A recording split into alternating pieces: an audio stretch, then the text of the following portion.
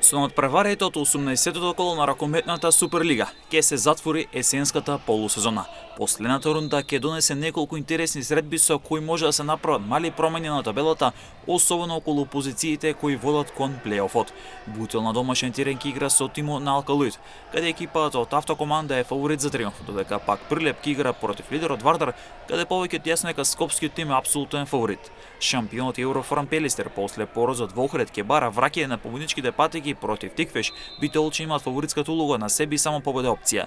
По-неизвестен ќе биде дуелот меѓу Евроформ Пелистер 2 и Пролет, каде младите пелистерци се без право на грешка во трката за обезбедување на место во плейофот, а во трката се неколку екипи. Кумано на домашен терен ќе игра дерби од долниот дел на табелата со Струга, две екипи кои сакаат триумф во нивната борба да го избегнат пред последното место кое води кон баражот за опстанок во ракометната елита на Македонија. Охрид како апсолутен фаворит ќе гостува во Радовиш, каде веќе онапред е јасно дека гладиаторите ќе имаат прошетка до Радовиш со цел да ги земат бодовите да ги однесат во Охрид.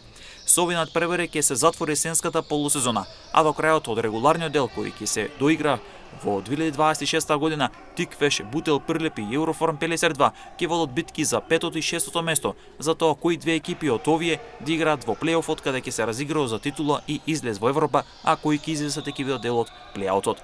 Пролет веќе заостанува сериозен за овие екипи, особено за Тиквеш и Бутел. Во долниот дел Струга и Куманово ќе водат битка за директен опстанок, односно да го избегнат пред последното место, додека пак Радовиш оставен сам на себе и е клуб кој речиси сигурно гледа кон испаѓање во првата ракометна лига, каде се потребни поголеми промени и комплетен ремонт кон неговото понатамошно функционирање.